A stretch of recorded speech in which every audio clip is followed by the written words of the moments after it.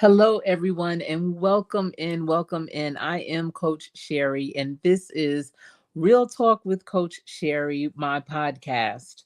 And tonight's topic is going to be around bad habits. Oftentimes people will have topics on how to improve, what to do, all the great things, but they don't touch the root cause of that. Are you there? How did you end up there? What caused you, or what is causing you to be that way? And so tonight's podcast is going to reveal some of those things, some of those bad habits that's causing you to go in a circle. And I'm sure in some cases you probably feel like, I am losing my mind. I feel like I'm going insane. I am doing the same thing. I just can't shake it. I'm not understanding, but I want better results. I want different results.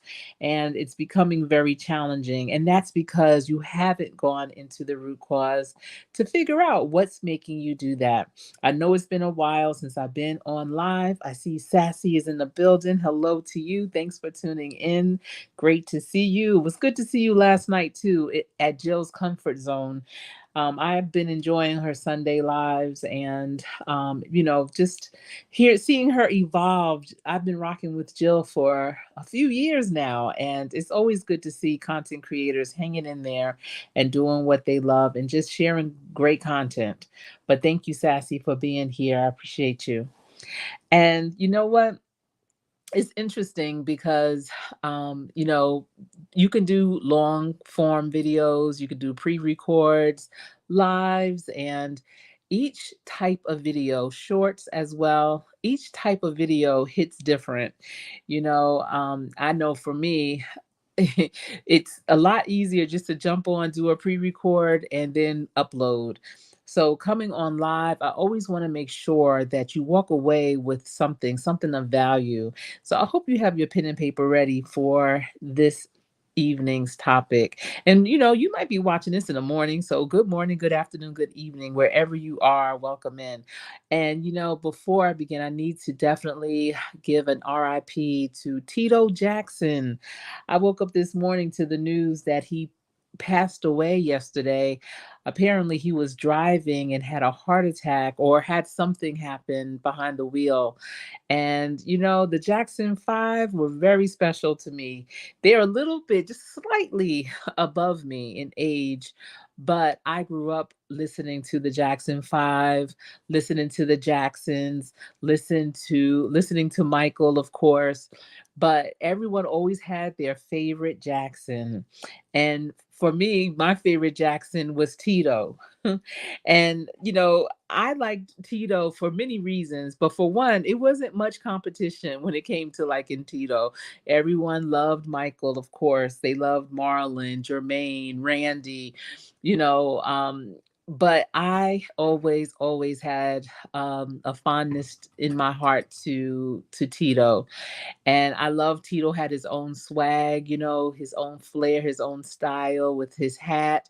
He played that instrument. He played the electric guitar or the bass guitar. I can't remember which one, but I always appreciated Tito. He was quiet. He was in the back in the cut, but he was constant.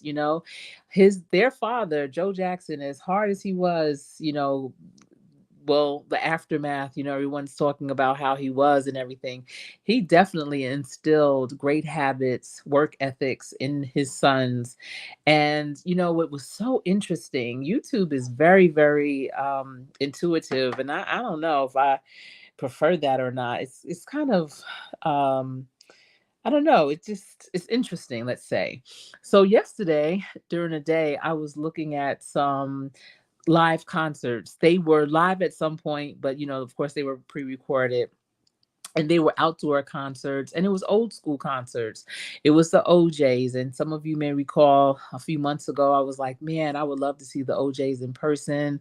You know, Eddie Levert is still performing. He's in his early 80s, and his voice is still as robust and strong as it had been back in the day. And I was like, I would love to see them. And the closest they were to me, they were in Maryland, but a lot was going on and I never got a chance to go. So I was looking at some of their summer concerts. And then I saw a concert with the Jacksons, and it was Tito. And I can't remember if it was Jermaine or if it was not Marlon, but they have another brother that looks very similar to Jermaine, and it was three of the grandchildren or their sons, and they were performing old Jackson 5 tunes, and Tito was still playing the his bass, and just hanging in there. And I was like, look at Tito still doing his thing. Now I'm not sure when that concert was, but I want to say it was at some point this summer. And someone was just recording it, and just I was enjoying it. And then to wake up this morning to the news that he passed away, I was like, what? And that's why I get slightly concerned on YouTube. And I don't know, maybe just me. You let me know in the chat or in the comment section, is this you too? Where, you get all these recommended videos from YouTube of different artists. It could be an actor or a singer, performer, and then all of a sudden you hear something happen to them, and it's before anything happens to them that you're seeing all these videos that YouTube is just pushing out, and you kind of wonder, why are they recommending this person all of a sudden? And that's kind of how I felt yesterday seeing the Jacksons performing, because again, it was just Tito and I wish I could remember that other brother's name, not Jermaine, not Marlon, not Randy, but it's another brother, and the grandchildren performing. And I was like, why was this recommended? Because I didn't do a search for it, and I just thought it was interesting. I enjoyed it, but I thought it was interesting. So, but yes, rest in love, rest in peace, rest in heaven to Tito Jackson. I think I want to say he was in his early 70s, maybe 70, 71, or something like that, which I couldn't believe that either. He looked really, really good on, performing. So I know it's been a shock to his family, because it sounds like he was doing okay. That he was driving and everything. He was going from one state to another. I can't recall the states he was driving through, but I'm sure. Yes, Jackie, that's right. It was Jackie, I believe, that was performing with them.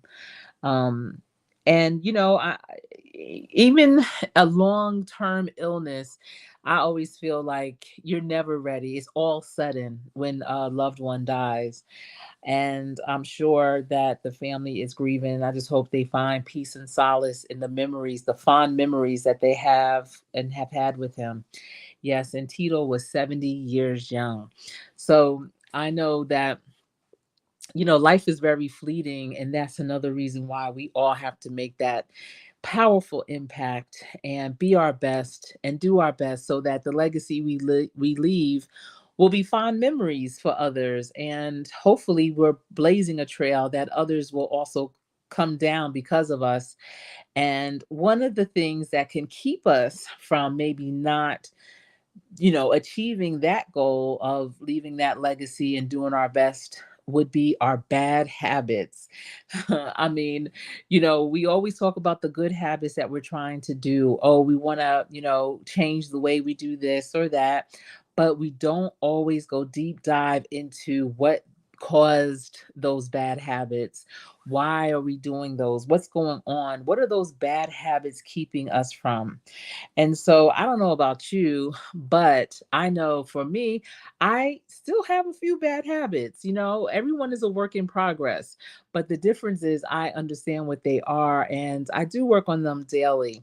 Some of them, pop up periodically, and I'm like, daggone, that thing came up on me.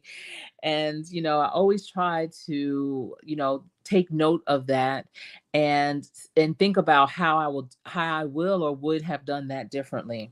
So let's dive right in. And again, I hope you have your pen and paper, and I appreciate everyone for tuning in. For those of you that have been rocking with me, like Sassy that's here right now, and others, so many others, thank you so much. If you are new to this channel, I appreciate you for stopping by. Something caught your attention, and you said, let me check out Coach Sherri. What's going on over there? And I want to invite you to hit the subscribe button and the bell for notification. This channel is about workforce development, career readiness, entrepreneurship, real life, real issues, and real talk. If you are a first timer here, definitely go and check my channel out. I do community posts, shorts, pre records, lives, and I also have this podcast, Real Talk with Coach Sherri. So I give a little bit of everything of who I am on my channel, and this is part of my legacy work. So I really enjoy sharing this and can't wait for my future to glean some nuggets too. Oh, thank you so much, Sassy. Thank you. Yes. Oh, you're saying you have a few bad habits too. Yes. All right. So, identifying the root cause of your bad habits involves understanding the underlying emotional and psychological triggers that lead to those behaviors. So, we have behaviors that things will trigger us. It could be the tone of someone's voice, it could be the environment, a sound that you heard that reminds you of something. It could be just an aura that you feel when you walk into a room and you're like, no, this reminds me of something.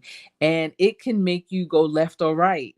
And so it's important to understand what those triggers are, because they allow, sometimes, if you don't catch it, they'll allow those bad habits to show up again. It could be a feeling of overwhelmness. It could be those moments where you feel stressed out, that those bad habits can come back through. And so I wanted to just come tonight to give you some strategies that can help you uncover those root causes. Because if you aren't familiar, or if you're not sure of what those root causes are, they're going to continuously show up. And after aftermath, it's almost like the after the storm. You may not reflect on what just happened, and it's important to do that so that you can know, okay, when I start to feel a little prickly, when I start to, the inside of my palm starts to itch, or I start to feel like I'm sweating, my nose starts to sweat or itch, little things that may be signs that could be a trigger for your bad habits to rear its ugly head. Sometimes it can make you tired, when you start to feel lethargic and you just like, man, I just need to lay down and take a nap real quick. And that nap ends up being a longer nap than you expected. And then you wake up and you don't get back right to it. And that's because maybe doing that particular thing, for whatever reason, the root cause is it just caused you to be paralyzed and to just not do it. And then that's when procrastination sets in. So let's get right to it. First, you need to have self-awareness. You want to begin by, again, observing your habits and the situations in which they occur. This may, be a good time for you to write it down, but you definitely need to take note, be it a mental note or a written note, of what is really going on. Pay attention to the emotions and thoughts that precede these behaviors, because those can provide you with clues and the underlying issues. Again, it's being very in tune with your body, understanding the physical changes, the thought patterns that may happen. And when things like that start to change, think about what's going on around you to cause that to happen. 9 times out of 10, it's going to be a similar situation. And so you want to take note of that, so that when you encounter that situation again, you can check yourself. Listen, we can't always wait for someone else to check us. Sometimes we have to check ourselves. I know I tell myself all the time, Sherri, hold on, calm down. You know, a lot of times people don't feel comfortable telling you to do that, and they may not even recognize or realize that you are about to go off, or that you're about to have a bad moment, or that you are about to self sabotage. But you have to know that for yourself better than anyone. So that's why it's important to, tell yourself to, like, hold tight, push through whatever it is that you need to do at that moment. You need to be aware and tell yourself to do that. Understanding your emotional triggers, because many bad habits are responses to negative emotions like stress, like boredom, or anxiety. Some people don't realize that being bored is an emotional trigger. Some kids, think about children, they act out sometimes because they are bored. Some babies cry because they are bored. And it's always amazing, especially when I see babies when they're cranky and they're, restless, and the parents are just like, "Ah, I don't know what's wrong with them. They just acting out all the time." Now, babies are really interesting because they can't verbally communicate other than crying out. And so, for you new parents out there, I'm trying to tell you a game changer is teaching your child sign language early as possible so that they can communicate certain things to you. That is such a valuable tool. But sometimes, when they are restless and everything, they may not want to be held. Some parents hold their kids so close to them, and kids get restless. Like, who wants to be held all the time? They would like put me down, but they don't know how to say it. So they start crying out, and that's when the parents are holding them tighter. And that's an emotional trigger. Anxiety, especially since C-19. Oh my goodness. I've heard of so many people having anxiety over lots of things that really didn't affect them much before. There are people now more than ever that have anxiety issues when it comes to being in big crowds, being outdoors, being in new places, venturing out, meeting new people, and they find themselves having anxiety. Whereas before C-19, you really didn't hear it as much as you do now. And that's because we were so isolated for so long and was so, hesitant and protective of ourselves around people.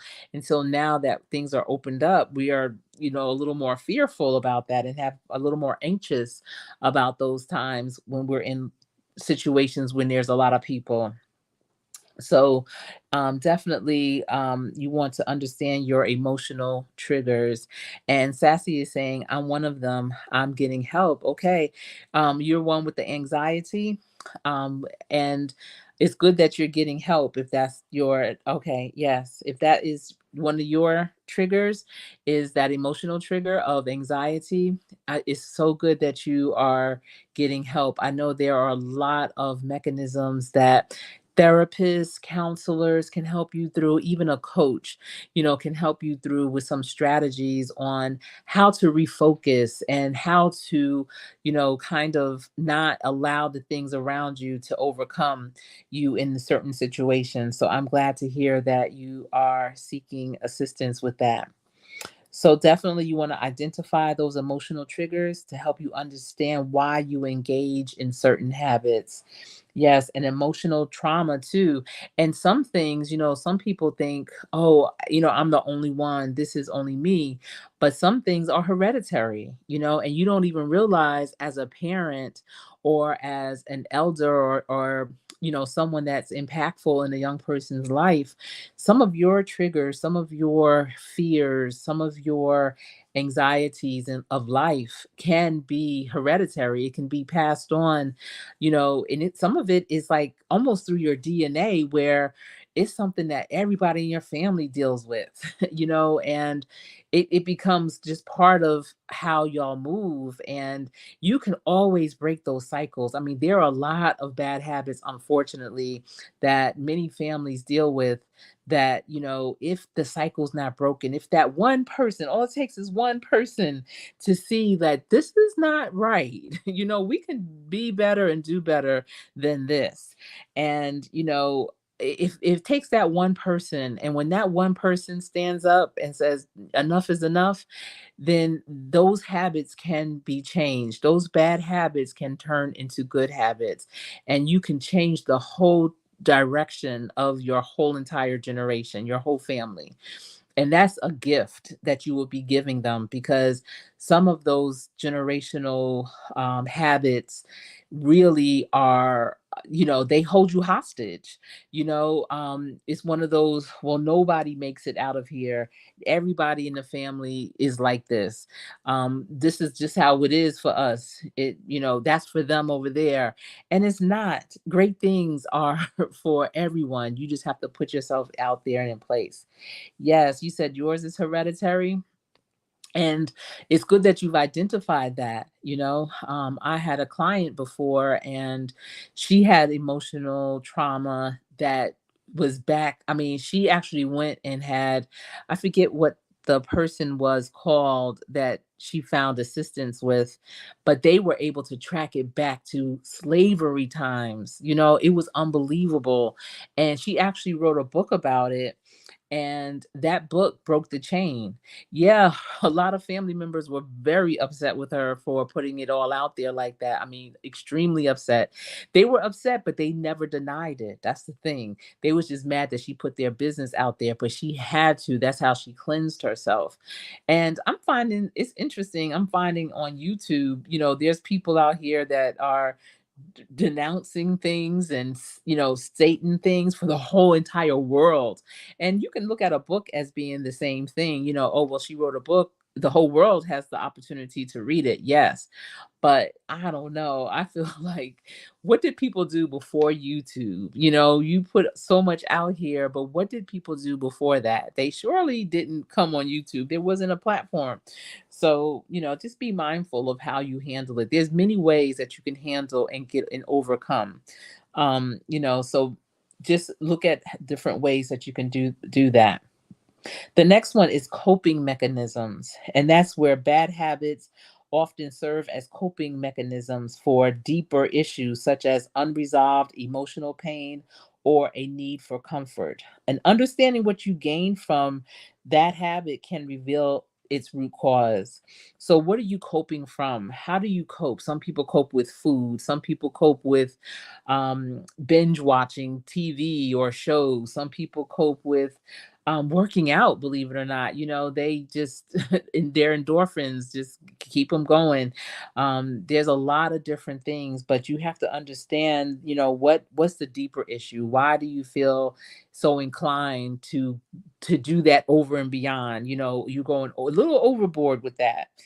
The next is habit loop, and that's when you recognize the cue, the response, and reward cycle that sustains your habit. Habits are sustained. That's the thing. You can feed your habit. You can respond to your habit. Your habit rewards you because when you're doing that habit, you may feel some kind of way. You may feel good.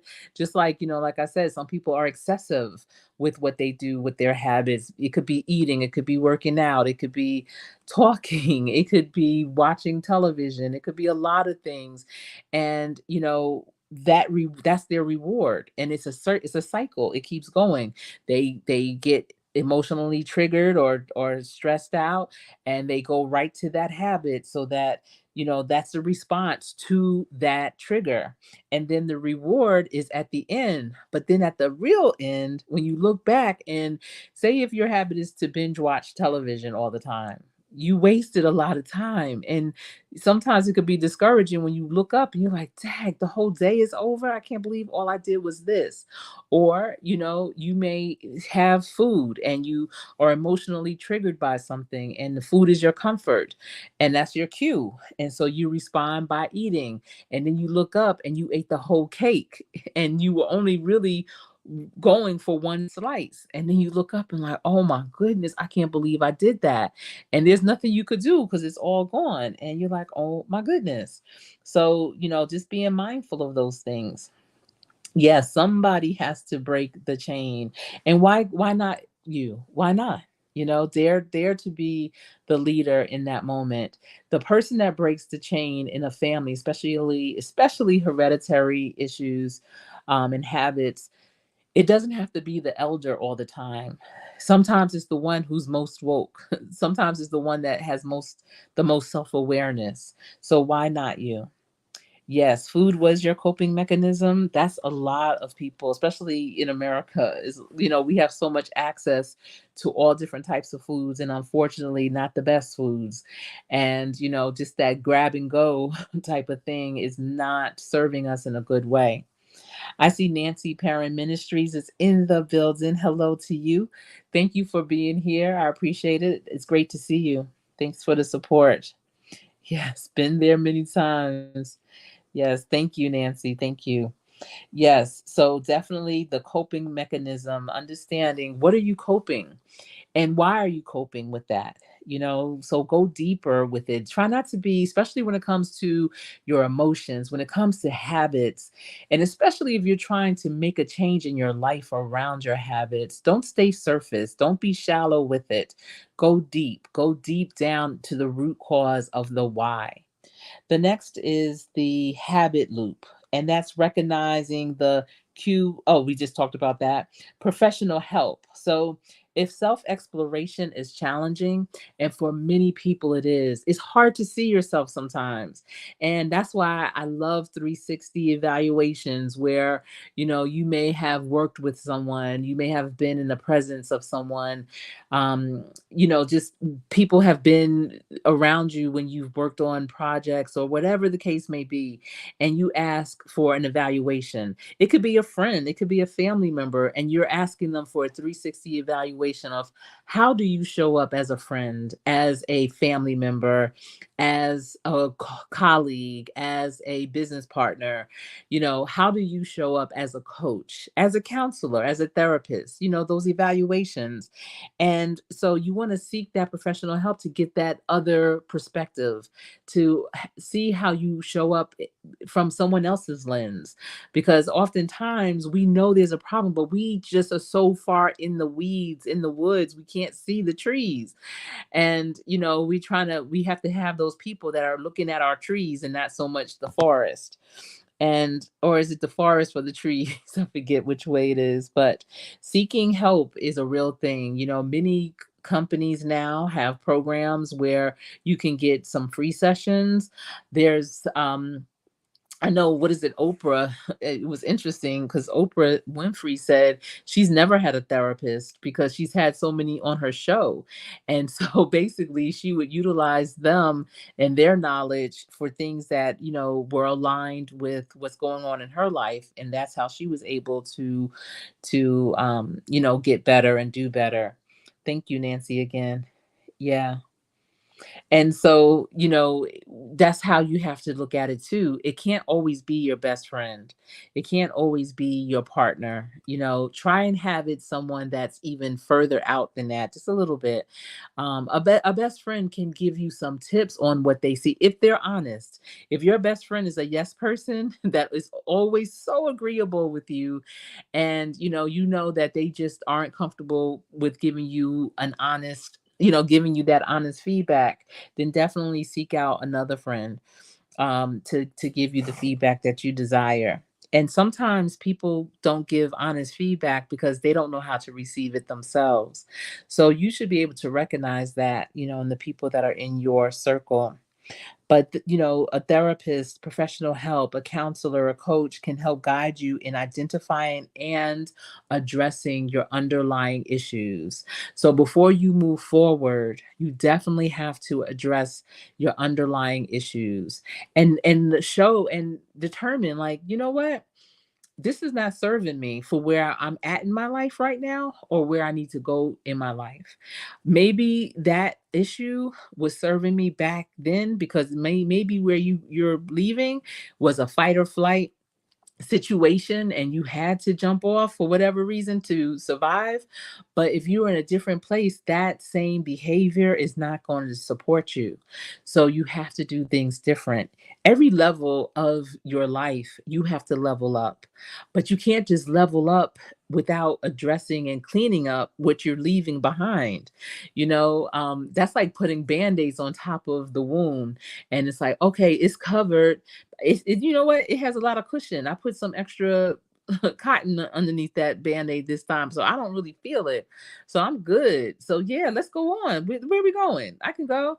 And you walk on it or you scrape it up on something, and eventually blood will start seeping through. You ever have a band-aid and you have it on the wound, but just a little bit, you can see the blood start coming through.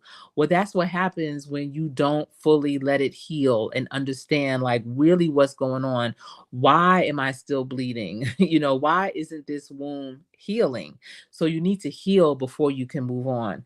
And I feel that way, especially in relationships. When someone leaves a relationship that was, it doesn't even have to have been devastating. It could have been just a long relationship and it didn't work out. It could have been, a relationship where you lost your identity. It could be any cause of, reason why the relationship is no longer. Maybe the partner is no longer, with us. Just different reasons. But you have to give yourself time to heal from that situation. Jumping right into something new without having fully healed, without blood popping through, the wound is not cracking open anymore. It's going to seep into the new thing that you're trying to experience. And Nancy is saying, I'm blessed. Her best friend is a therapist, and you need that. She's there. That's good. Good. And that's a great friendship. It's like you are supporting her as her pastor, and she's supporting you as her therapist. I'm sure your conversations are very fulfilling to both of you. Definitely sounds like a give and take, and equally yoked in that way. Yes, stop masking the issue. Thank you, Sassy. Thank you. Hey, Marlene Motivates. Good to see you. Great to see you. Thank you for being here. Thank you for encouraging everyone to thumbs up the live. I appreciate that. And I see you speaking to everyone. Thank you. So yeah, you definitely have to um heal before you can move on. So many people jump from one situation to the other, and if you have friends or family members that are going through something, and let me tell you, sometimes in life you can go through something and your next move is not always your best move. Sometimes your next move is just out of desperation. It could be out of just you trying to figure out your life and be independent, and you feel like, for me to be independent, I have to make this big purchase, or I have to jump into this new relationship. That's not that's not healing. That's not proving anything to anyone, and in the long run that can cause you more harm than good. So definitely be mindful, and if you have someone in your circle that's about to do that, tell them, you know what, pause. Just pause. Everything takes time. That's why, let me tell y'all, when you have a sport and there's a game, the coach does not want, especially if you have young children or children playing, the coach does not want to have a conversation with the parents until 24 hours after the game, because parents are in their feelings in that moment, and they may say something that's not going to be too keen or too kind to that coach, and the coach is telling this to the parent for their sake. Like, listen, you could jump off on me if you want to after the game, but your child may or may not be on my team if you do that. And so they'll tell you, a good coach anyway, at the beginning of every season, if you have a discrepancy or something, you feel in some kind of way after a game, do not approach me after the game. Wait 24 hours, think about it.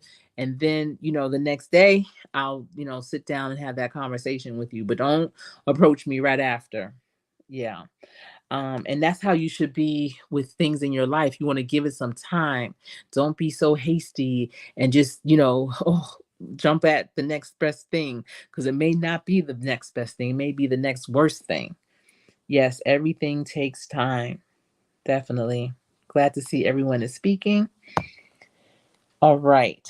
So you definitely, that professional help is great, and you want to understand all of these elements that I had just expressed with you and shared with you, so that you can work towards replacing your bad habits with healthier ones and addressing the root causes effectively. And that's the thing, you want to address those root causes. You can't run from them. You can run, but you can't hide. That's the thing. People think, oh, I'm gonna move, all this is happening here, I can't stand it. The people here, they don't value me. I'm leaving. And you leave. And then you get where you're going, and you arrive. And of course, the penny is bright and shiny when it's coming out the mint. But then after it's been used a few times, passed around, and purchasing different things, it turns brown. It's not as shiny anymore. And now you're looking at it like, I don't understand. The same thing is happening again. What's going on? And what's really going on is you're the common denominator. You brought yourself, and you brought all the things that were going on, all those roots that are inside of you came with you too, and you never addressed them. And so now they're starting to grow out of the concrete. Have you ever seen a tree, an old tree, especially an old oak tree? And, Charlotte here has some beautiful older neighborhoods, beautiful. And the trees are lined, around the streets and everything. And some of them, they have roots that are growing up out of the sidewalk and it's making the sidewalk buckle. Some of them are growing out of the street and it's making the street, challenge. And those roots are strong. So it's not much that can be done. All you could do is just brace yourself if you drive over it or step higher if you walk over it. There's even roots that get caught in utility pipes, for your water. So your water may have challenges because the roots have grown so wild and uncontrollable underneath the ground. And that can happen with our lives. Things can just grow out of control. And, we haven't understood the root cause until it shows its ugly head. And it can show its head by dis-ease. It can show its head by, just different things in our life not really moving forward because of it. It can definitely show its head in so many different ways. So you want to make sure you understand what that root cause is. So there, you may be wondering about emotional triggers, and we had talked about that a little bit before, but just to understand what are some common emotional triggers. And one could be stress. The way that you handle stress, many people turn to their bad habits, like again overeating, smoking, or procrastinating as a way to cope with stress. And when you look up, it's like an alcoholic that drinks away their stress. I'm like, first of all, you that thirsty. And when you get over the drunkenness or when you finish that cigarette or that meal or whatever the case may be, guess what? That situation is still going to be there. You're still going to have to do that assignment. You're still going to have that difficult conversation. You're still going to have to address it. So address it head on and stop trying to go around the corner because you're going to end up back at the same place, at the same spot. So you might as well get through it. Let me tell you, when you do get through it, it's so rewarding and you feel so much lighter. You're not ducking and diving and avoiding the situation or the person or the thing. You absolutely can be your authentic self. You're not self-sabotaging by, hiding out or lying or, just not having integrity. When you can understand that, I'm not going to mask this with my bad habits. I'm just going to take it on full on. You will have a much more success that way for sure. The next is boredom. Remember we were talking about how a person can be bored. Well, when you feel bored, you may engage in unhealthy habits to pass the time or find entertainment. So find things that will keep you motivated, find things that will keep you triggered to move forward. I was looking at a video the other day, and the family was out to eat, and they had a baby, a little like a toddler baby, and the baby was trying to get the grown-ups attention and everything. And I was like, wow, I remember when our children were babies, toddlers, and young children, and we always had a special bag for the restaurants. So we would only take that bag in when we went out to eat, and it would have interesting gadget type toys, not technology, not an iPad phone. We didn't even have all that when my kids were younger, but it would be very textile type of things that they could do with their hands that would keep them very entertained so that they were never bored. As adults, my husband and I were able to have our, adult conversations. And I'm telling you, it was amazing how so many other people that would eat in the restaurants with us, and we would take our kids to any restaurant we liked, high end, midway end, or whatever. We never just did fast food or anything like that. It was always nice family restaurants or just nice restaurants. And other patrons would come over to us and be like, Your kids are so well behaved. Oh my goodness. I wouldn't have even known they were in here, because they never hollered, screamed. They ate their food neatly. They were never a mess after they finished eating. Those are our expectations anyway, but we made sure that they never got bored. I mean, it is boring even sometimes for adults, waiting for your food and whatnot. That's why I love a Cracker Barrel, because there's always something to see and look around and do all that. But at any rate, just being thinking ahead of things, of, where you are going, what might you need to make sure you're not bored or those around you. That's why I've always carried a book. I mean, we have our phones and such now that we can pull up electronic books, but I still like that tangible book. And we got our children into the habit of that too. Always, no matter where you're going, have a book at hand so that you can pull it out if you need to. I remember at my youngest daughter's graduation this past May, and our son, he actually drove by himself to Atlanta, but he I saw him in the audience, and he had a book, because he was like, as I wait, I'm gonna read. And so those are habits that are good and can, you could take with you. No one can ever take those types of habits away from you. And so Nancy is saying, no doubt it is hard, but it is necessary to confront the issue rather than avoiding it. Yes, avoidance, it just escalates things. And let me tell you, if you ever avoid something, time passes by so fast. you know, when you avoid something, but you don't think you are, you're just saying, oh, I'm going to do that tomorrow, or I'll get to it tomorrow. I'll talk to them tomorrow. Tomorrow ends up being a year later. And so many other things have happened between that time and the year. So you definitely want to, be mindful of that. And Marlene is saying, that was my problem. I ignored problems until I was forced to face it. And you give yourself needless stress and anxiety. Much better to confront with love than to ignore. Exactly. You will eliminate so much stress and anxiety if you just confront it and keep it real and be transparent. I tell people sometimes in meetings, especially if I feel like this meeting is going so far left, it doesn't even make sense. I'll pause the meeting and I'll say, you know what? I have to listen. I have to just jump in right now and be transparent. And I'll let them know how I may be feeling at that moment, my thoughts, my experience, so that there's um, no doubt. They're not thinking that I'm agreeable with what's going on. I'm able to express myself, and that's getting it out. So I'm not stressed. I'm not mad. I'm not holding on to anything, because I was able to get it out. And that's important too, for sure. And like Marlene was saying about anxiety and fear, those emotions can lead to habits that temporarily soothe anxiety, such as comfort eating or excessive screen time, or, some people might go to sleep and just say, I'm going to wake up in the morning and I'll deal with it then. But you don't. Because then in the morning, something else will go on and it'll just compile day after day. So definitely, you want to face it when you can at that moment. Loneliness and sadness.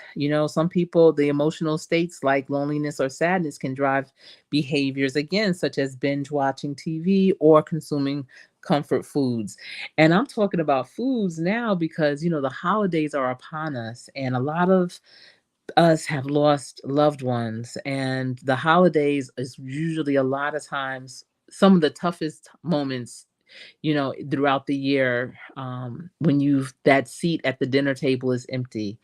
The circle of life came, and it just, you know, it changed things.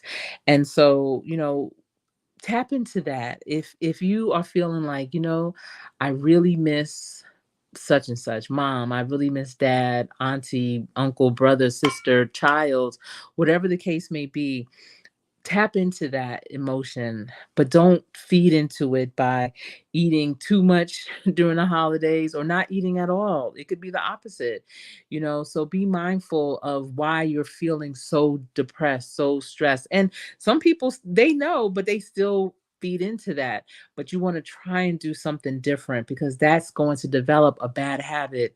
When you allow that depression, some people think, well, I'm just going to be this way for today. I'm going to be better tomorrow. When is tomorrow? Does tomorrow ever come? And so you definitely, want to check that before it spirals out of control, for sure.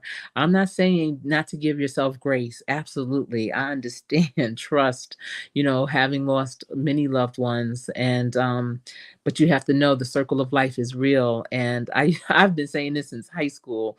None of us are going to get out of this one alive. So the sooner we can understand that and have developed those great memories while your loved ones are here, so that during those times like the holidays you can reflect and remember, like those remember when stories that puts a smile on your face, and know that one day you will see them again soon. I remember at my mother's service, and the pastor that was doing her service, he was saying, you beat us to the throne. You won the race, and we are all in a race, the race of life. And so each day, you want to be sure-footed. Each day you want to move forward with intent, with a goal in mind, strong and certain. You want to be clear-minded and focused as you move forward each day. Every day we wake up is a day we can get it back and do it better. All right. Need for validation. Some people develop bad habits to seek validation or attention from others, which can manifest in various ways depending on the individual. I think about I did a teaching fellowship at a Title I middle school for 2 years, and it was a very interesting experience. One that um, I wouldn't take anything for it. It definitely has supported me in many ways. And I remember there were some students that would act out because they wanted to be noticed, be validated. But I would only notice them when they did something good. And I remember, and if there's any new teachers out here listening in, I remember I would call the parents throughout the week. I would call the parents, and the kids that were most challenging. I remember when I first started calling their parents, the parents would say, "What did he do today? What? Come on, what is it?" And I was very intentional because I was like, "Listen, I can handle him during the day. I'm letting you know what he did well. He did X, Y, and Z well, and he's on his way home. So when he comes home, ask him to tell you about it because it was really exciting." And the parents were always blown away when I gave those praise reports. Like, what? Like, no teacher has ever called to giving me good news. What's going on?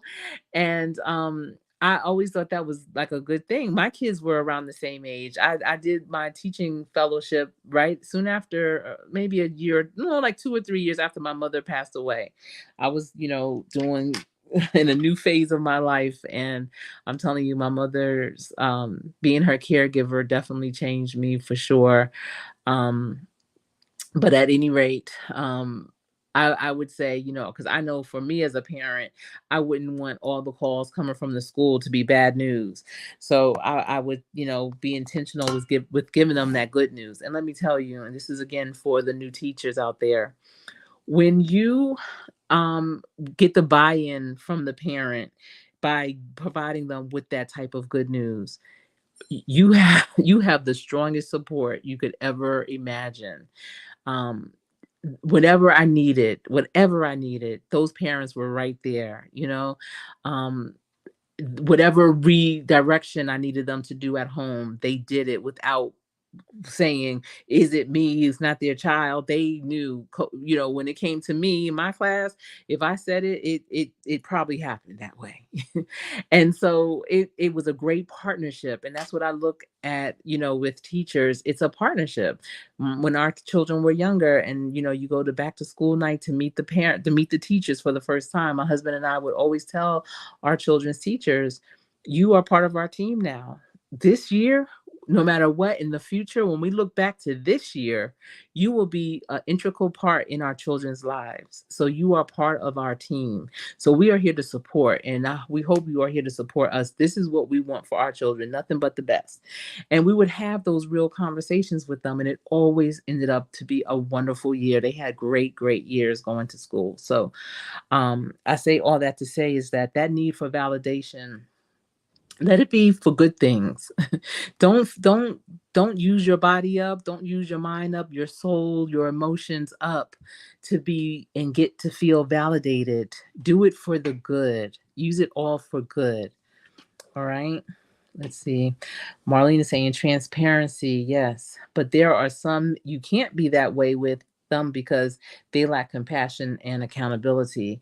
I know, and you're right. And I've been in some boardrooms where it was like that. But at the same time, when I express myself, I'm not expressing myself for them. I'm expressing myself for me.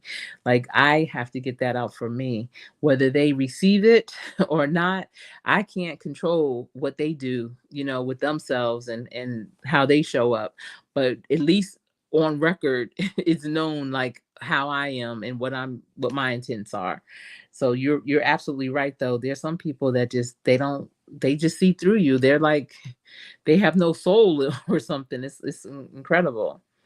Yes, it can trigger both ways. I love how you mentioned you can overeat or not eat. Yeah, some people always focus on the overeating. They eating all that food. But what about the ones that are not eating at all? That's sitting in the corner, that's still grieving. They're walking around and helping everyone else. Be mindful of that, especially with the holidays coming. That relative that may have just lost their mom, their dad, their sibling, their child, spouse, whatever. The ones that are tentative and helping everyone. Oh, I got your plate. You want some more to eat? And they're not eating a morsel, so make sure that they eat too, that they sit down, relax, take a moment, because they'll use that as a distraction for sure. And Marlene is saying, my issue years ago was an eating disorder, anorexia nervosa. Nervosa. I used to starve myself when I'm stressed. Yeah, a lot of, and it's interesting because you always hear about the overeating. You don't hear too much about the ones that are not eating. And it sounds like Marlene, hopefully you got over that, because that's real. Thank you, Marlene. Thank you. And Malicious is saying, is smoking Mary Jane a bad habit? I mean, it depends on why you're using it. Some people it's for municipal, men, medical reasons. I'm just going to say that. For some, it's for medical reasons. And, in many states, it's legal. So, I mean, who am I to say? And welcome in, Malicious. Welcome in, Trident Central. Welcome in. Okay. It's okay if you don't think it's a habit. You know, this is, for people who have those bad habits that are trying to make a difference. And X Tech Gadget X, you smoke recreationally? Okay. I don't smoke. Nope. I sure don't. There's no need to for me. I mean, I'm not knocking it if you do and if it's legal where you are, but no, I don't. Not at all. But I appreciate you all for being here for sure. So you want to understand your triggers, and it's crucial in addressing and replacing bad habits with healthier alternatives. Identify the emotional cues that lead to these behaviors and help in breaking the cycle. And you want to foster a positive image, and the only way that you can foster that positive image is for it to be true to who you are, to your core. And again, uncovering the root. You're welcome, X Tech Gadgets. You're welcome. Yeah. Thank you for being here. Thank you. Not too much. Not too much, Malicious. Mm-mm. All right, everyone. I am here, and I am glad that you were able to tune in and join me for this podcast, Real Talk with Coach Sherri. And uncovering the root cause of bad habits. I hope that you were able to glean a nugget or two from this podcast. And if you don't mind going back out once the live is posted and everything, and going into the comment section or sharing this with your circle if you know someone that also needs to understand, you know what? You keep talking about creating new habits, but we need to address these bad habits first so that you can really move the needle in how you are living your life and how you're moving, so that you can truly have that personal development and, spring forward in your life. But I will be back probably tomorrow. I think I'm going to start doing some more lives again. I did that 90-day live challenge, and that was a lot. Low key, still trying to recover from that. I see Lisa J. Stocks is in the building. Thank you for that thumbs up. I appreciate you. Great to see you too. Great to see you. And so, everyone, until we speak again, listen. I am not playing when I say this. Practice every single day. You never know who's in the building. And that practice is really the platform where people are looking to see what you really have to give. So you want to showcase who you are at the best at every turn that you can take, because sometimes that game may not come. That practice may be the game. But when that game does come and you are told, like, listen, it's your turn, you're next, get in, you will get in and you will win. So I hope that you all have a great rest of the evening. Thanks again for tuning in. I am Coach Sherri.